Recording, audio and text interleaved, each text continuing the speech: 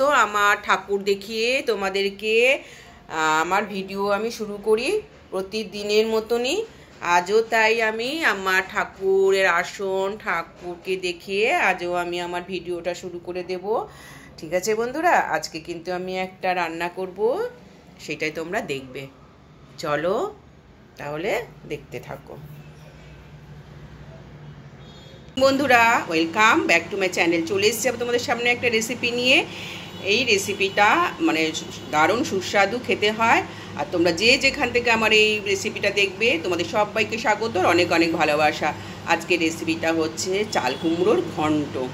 এই চাল কুমড়োর ঘন্ট কিন্তু রুটি বলো, পরোটা বলো, ভাত বলো, সবেতে খেতে ভালো লাগে। যদি তোমরা একটু বেশি করে ঘি দাও এতে লাস্টে, খুবই ভালো লাগবে। তাহলে আর কথা বাড়াবো না, চলো এই রেসিপিটা করব। আর খুব সিম্পল রেসিপি, এটা তোমরা সবাই জানো করতে, তাও আমি এই রেসিপিটা আজকে করছি, তাই তোমাদের কাছে একটু তুলে ধরলাম। প্লিজ তোমরা দেখো, একটা লাইক করো, কমেন্ট করো। আর ঠিক আছে, চলো বন্ধুরা, টাটা। লঙ্কা, সর্ষের তেল, কালো জিরে ফোড়ন দিয়ে দিয়েছি, আর একটা তেজপাতা ফোড়ন দিয়ে দিয়েছি। দিয়ে এবার আমি এখানে একটু মুগ ডাল ফোড়ন দিয়ে দেবো। দেখো মুগ ডাল, এই মুগ ডালটা ফোড়ন দিয়ে দিচ্ছি আমি। বেশ অনেকটাই মুগ ডাল ফোড়ন দিলাম। চাল কুমড়োর মধ্যে না মুগ ডাল ফোড়ন দিলে কিন্তু বেশ খেতে ভালো লাগে, টেস্টি হয়, আর গন্ধটাও খুব সুন্দর বেরোয়। এটা একটুখানি লাল করে ভেজে নিতে হবে। চাল কুমড়ো ঘন্ট তোমরা সবাই জানো। এখানে আমি শুকনো লঙ্কা, তেজপাতা, কালো জিরে কিন্তু আগে থেকে ফোড়ন দিয়ে দিয়েছি। আর দেখতে পাচ্ছ সর্ষের তেল দিয়েছি, দেখেছো সর্ষের তেল দিয়েছি। আর দেখো এখানে চাল কুমড়োটাকে আমি কেটে ধুয়ে রেখে দিয়েছি, সুন্দর করে ছোটো ছোটো করে কেটে ধুয়ে রেখে দিয়েছি। এবারে আমার এখানে মুগ ডালটা ভাজা হয়ে গেছে। এবার আমি এইগুলোকে কি করব, এই চাল কুমড়োটা একটু ভেজে নেব।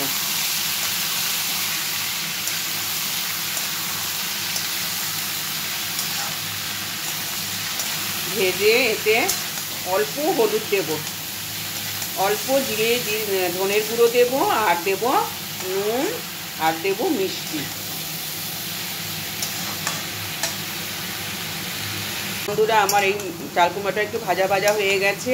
এবারে আমি একটু মশলা অ্যাড করে দিই, তোমাদের সাথে দেখিয়ে দিচ্ছি। এই দেখো এখানে আছে হলুদের গুঁড়ো, নুন, আর জিরে ধনের গুঁড়ো, আর একটা মিষ্টি।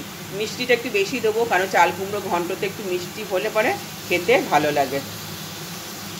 সব কিছু মশলা আমার দেওয়া হয়ে গেল। এইবার আমি একে ঢাকবো না, কম করে মানে আঁচটা কম করে দেবো, গ্যাসের নখটা একটু আমি কম করে দেবো। দিয়ে ঢাকা দিলে কি হবে, জল বেরিয়ে যাবে। চাল কুমড়ো ঘন্ট কিন্তু অনেকভাবেই করা যায়, নারকেল দিয়েও করা যায়, ইলিশ মাছের মাথা দিয়েও করা যায়। আজকে আমি নিরামিষ চাল কুমড়ো ঘন্ট করছি, তো তাই আমি নারকেল নেই, নারকেল আমি দিতে পারিনি। ছোলা থাকলে ছোলাও তোমরা দিতে, দেখো তাও দেখো জল বেরিয়ে গেছে। এখানে না আর কোনো কিছু দরকার নেই ঢাকা দেওয়ার।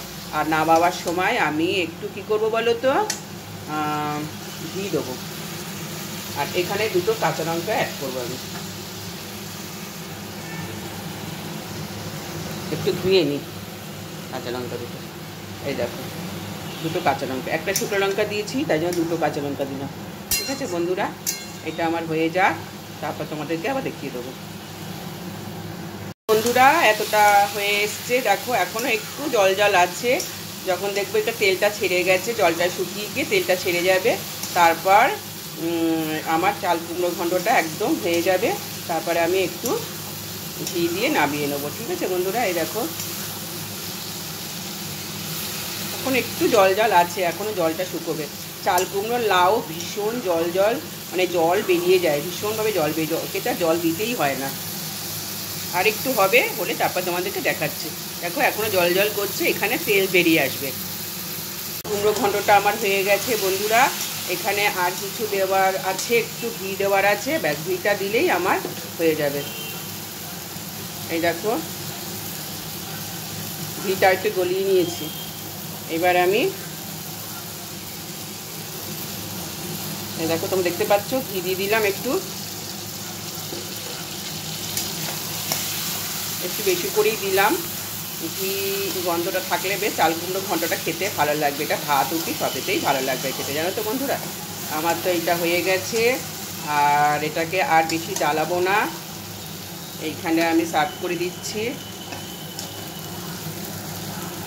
আমার এই রেসিপিটা যদি তোমাদের ভালো লেগে থাকে তাহলে প্লিজ একটা লাইক করে দিও আর